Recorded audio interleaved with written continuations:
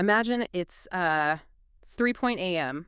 Your phone is just screaming on the nightstand. Oh, the absolute dread of that sound. Right. It's a critical pager alert. Your company's entire backend system is failing. It's rejecting thousands of users and throwing these catastrophic 500 internal server errors. And you're dragging yourself to the keyboard, eyes burning. Exactly. And after 2 hours of frantic debugging, you finally find the culprit. And, it wasn't a malicious hack. It wasn't a server melting down. It's always something incredibly mundane, isn't it? Totally. A developer at another company who maintains this open source database library you rely on simply fixed a tiny grammatical typo in one of their error messages. Wow. They just added a missing S to a word, and because of that single letter, your entire application crashed. Which is a terrifying yet incredibly common scenario in software engineering, actually. We naturally assume that the way a machine reads an error is, well, the same way we do as a narrative. We look for a descriptive sentence to tell us what went wrong. Yeah, and welcome to the deep dive. Our mission today is to explore exactly why treating errors like text messages is a complete recipe for disaster. And how computer programs should actually communicate failure internally. Right. We're focusing specifically on the Go programming language today, and we're guiding this exploration using a really unique piece of source material for you. It's an excerpt from a tech blog by Aaron Wars titled The Secret Life of Go Error Handling.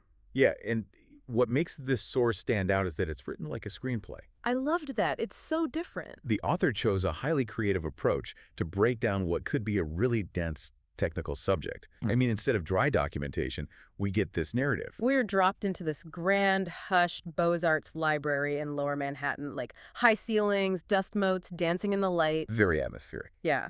And in this setting where code is debated almost like poetry or philosophy, we meet our two characters. We have Eleanor, who's a seasoned senior software engineer, and Ethan, her junior colleague. And through their dialogue, the author illustrates a profound shift in system design. We basically watch a developer move away from the chaotic world of texting errors toward a paradigm of structured, logical problem solving. So whether you are managing a massive tech team, or maybe you're prepping for a system design interview, or you're just fascinated by how the digital world manages to stay online, this is for you. It really is an aha moment. It is. It's about treating problems not as human messages, but as programmable states. But to understand the solution, we first have to understand the trap Ethan falls into. And it is a mistake so intuitive that, honestly, every developer makes it at some point. Right, because the mistake is rooted in the architecture of Go itself. In many other programming languages like Python or Java, you handle failures using try-and-catch blocks. The classic invisible alarms. Exactly. An error is an exception. It disrupts the normal flow of the program and jumps to a specific handler. But Go doesn't do that. No, it doesn't. In Go, errors are just regular values. They are returned by functions right alongside your normal data. Yeah. You have to actively inspect them. Which makes how you inspect them critical. So let's look at Ethan's code in the story. He's writing an HTTP handler, which is just a function that processes web requests. Yep. And he has a very standard goal. If he queries the database and a user record doesn't exist, he wants his application to return a 404 not found status code. Makes sense. But if the database query fails for literally any other reason, like the database server is completely offline, he wants to return a 500 internal server error. And giving the client application the correct HTTP status code is essential here. A 404 tells the client, hey, you asked for something that isn't there. Right. A 500 tells the client, something is fundamentally broken on our end. So to achieve this, Ethan looks at the error the database returns, and he writes a line of code using a function called strings. Contains. Yeah, he tells his program, check if the error message contains the exact English words, record not found. If it does, return a 404. And he proudly shows this to Eleanor. And the author describes Eleanor leaning in, looking at that strings, contains line, and softly telling him, that is a ticking time bomb. A ticking time bomb. Because she identifies a major structural flaw right away. Ethan is using a specific string of characters to control the critical logic flow of his application. And Ethan is totally baffled by this. Yeah. He argues that it works perfectly in his local tests. Which it probably does. Sure, locally. But this is where Eleanor drops the hammer. She asks him to imagine what happens next month. What happens when the database driver updates? What if the library authors decide to refine their wording from record not found to no rows in result set? Right, because external libraries update their human-readable error messages constantly. They fix typos, they translate phrases, they add punctuation. They don't think twice about it. No, because in the software world, changing a text string is almost never considered a breaking change. The library authors just assume you are printing that text to a log file for humans to read. Okay, let's unpack this for a second.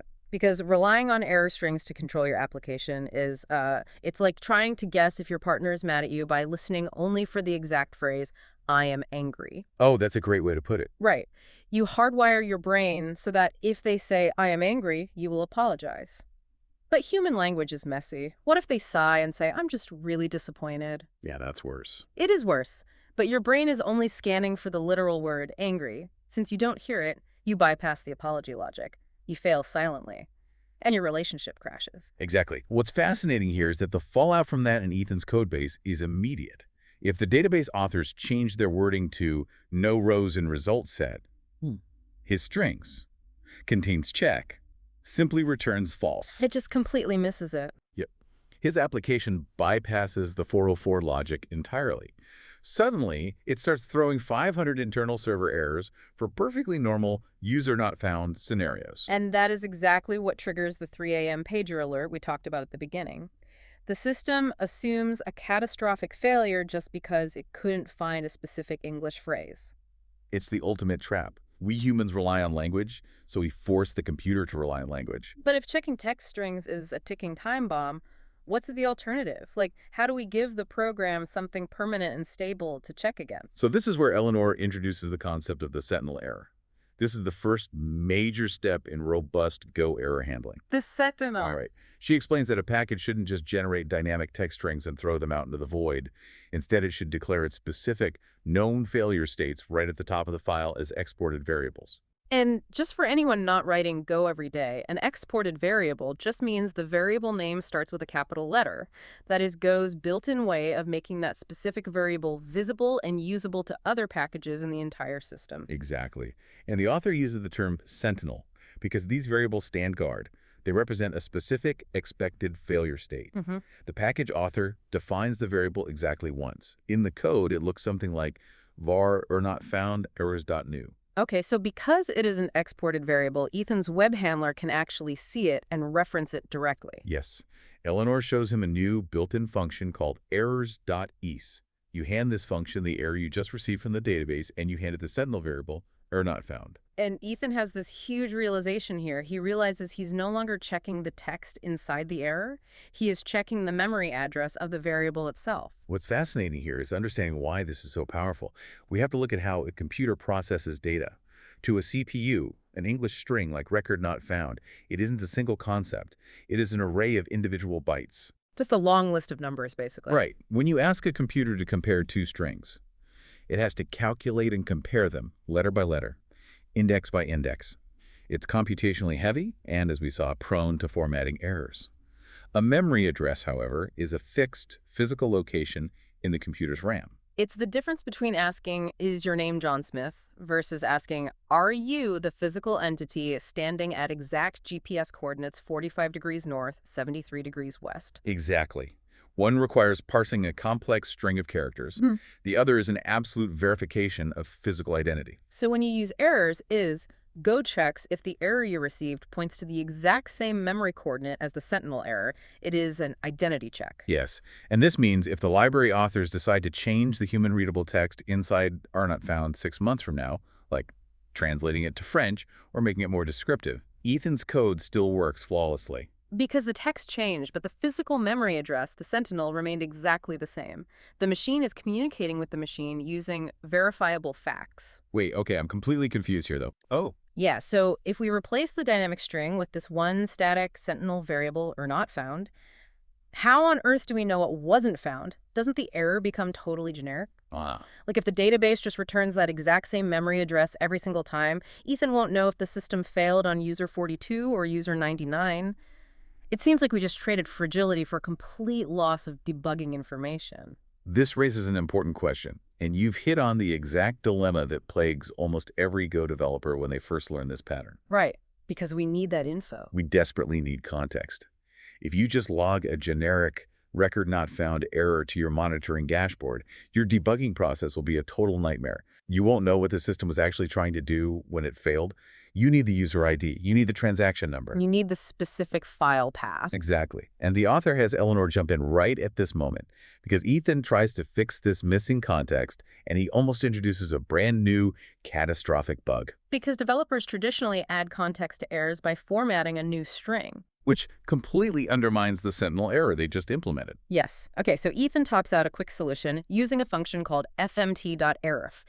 He uses what's known as a formatting verb, specifically %, which stands for value. Right. He is essentially telling the program, take my helpful context string, like failed to fetch user 42, and just mash it together with the error value. But before he can hit save, Eleanor literally stops his hand. Because if he had saved and run that code, his check would have immediately started failing again. Here's where it gets really interesting. Using % to format an error is like taking a highly secure watermarked passport, putting it through a paper shredder, and then gluing the shreds to a blank piece of paper just so you can write a little sticky note on it. That is a brutal visual. Right. But it works. You can still read the name on the shreds. Yeah. Humans can look at it and read your note. But the official security verification, the watermarks, the physical sentinel is destroyed. The border control system won't accept it anymore. And computationally, that is exactly what happens. When Ethan uses the % verb, the Go runtime calls a method that extracts just the human-readable text from the original error. It concatenates that text with his user42 context, and then crucially, it allocates a completely new error object in a completely new memory address. The original Sentinel memory address is just thrown away. It gets garbage collected. The system suddenly has amnesia. Which leaves the program blind. Ugh. Later down the line, when Ethan's HTTP handler calls errors, is to check if the error is not found. The program searches for that specific physical memory coordinate, and it isn't there. It has been replaced by the shredded passport. The check returns false, and the 500 internal server errors start firing all over again. So we are stuck between a rock and a hard place. Totally stuck. We know that checking text strings is fragile. We know we need Sentinel memory addresses for stability. Right. But we also know we absolutely need to attach context like user IDs, and flattening the error to add that context destroys the Sentinel. We need a way to attach our sticky note to the passport without shredding the passport. And this brings us to the core resolution of the narrative. Eleanor reveals a feature introduced back in Go version 1.33 that elegantly solves this tension between dynamic context and static state, error wrapping. The author has Eleanor do something brilliant here. She reaches over to Ethan's keyboard and changes exactly one character in his code. Instead of using % to flatten the value, she changes it to percebu. And that % verb stands for wrap. It fundamentally changes how the Go compiler handles the error object in memory. Eleanor gives Ethan this incredible visual in the library. She tells him to think of % like a matryoshka doll, you know, the wooden Russian nesting dolls. I love those. Right. You open the big one, and there's a smaller one nested safely inside. It's the perfect conceptual model for what is actually a linked list data structure under the hood. Yeah, so when Ethan uses percebu, the program creates a brand new error, the outermost matryoshka doll. On the painted outside of this new doll is his helpful context. Failed to fetch user 42. So the humans get their highly specific readable log. Exactly, but instead of extracting the text and destroying the original Sentinel error, Personito takes the physical error not found variable and securely hides it intact inside the new doll. It preserves the structural integrity of the error. The outer error now contains a memory pointer that explicitly links to the inner error. You have both the context and the verifiable state living together. So how does the program actually read this? Like when Ethan's code later calls errors and passes in this wrapped error, what is happening computationally? Well, errors is not just doing a surface level check anymore. Under the hood, it operates like a while loop. It looks at the outermost error and asks, are you the Sentinel we're looking for? The outer error says, no, I'm just the context about user 42. But then the loop doesn't just give up and fail. Exactly the opposite. Yeah. Errors is automatically checks if that outer error has an unwrap method. Because we used %u, it does. Oh, wow. Yeah, the function calls unwrap, effectively opening the matryoshka doll, and looks at the next layer inside. It asks again, are you the Sentinel? And this time, it finds the original error not found memory address sitting there perfectly intact. So the loop succeeds. It returns true, and Ethan's 404 logic executes flawlessly. That is just elegant engineering. We get the exact GPS coordinates for the machine, wrapped inside a descriptive narrative for the humans. Ethan looks at his refactored code, immune to string formatting bugs, and has this massive realization. He says, I was treating errors like console logs. I was just formatting text. He was trying to text the computer, assuming it needed a narrative. Yeah. And Eleanor confirms that treating an error as a string is the single most common mistake developers make in Go. An error is an API. It's a programmable interface of failure states, not a diary entry. Her final piece of advice to him in the library is profound. Build it so the machine can read it and the humans will be fine. That really sums it up. It summarizes the entire journey we have been on today for you. We started in the chaotic waters of the string trap, where a single updated library could bring down a whole application because we relied on messy language. Right. We moved to the solid ground of Sentinel errors, relying on verifiable memory addresses. We had that tense moment where we almost destroyed those Sentinels by flattening them just to get some context. And we resolved it by wrapping them, using the percent of verb to create a linked list, preserving the machine-readable state deep inside the human-readable context. It's beautiful. If we connect this to the bigger picture, it comes down to a fundamental principle of system design, separating the presentation of data from the structure of data. Text strings are presentation. Memory addresses and links lists are structure. When you mix them up, your system becomes fragile. Whether you're writing back-end code, designing a business process, or organizing a team, building systems that rely on structured, verifiable facts rather than easily misinterpreted language is how you prevent catastrophic failures at 3 a.m. Now, before we wrap up today's deep dive, I want to leave you with a final thought to mull over on your own, something that builds on the mechanics we just explored. The implications of the linked list structure. Right. We know that Go 1.13 allows us to wrap errors using per sub u. We know it creates that Matryoshka doll effect. Technically, you can catch an error, wrap it with context, pass it up the stack, and the next function can wrap it again. You can keep nesting dolls indefinitely. A deeply nested chain of pointers. So what happens when the dolls get too deep? Because every single time you call errors, the program has to run that while loop. It has to physically unwrap every single layer of that chain in memory to find the sentinel at the bottom. Right. If you build a massive enterprise system that wraps an error 50 or 100 times as it moves through different microservices, does that error chain itself become a performance bottleneck?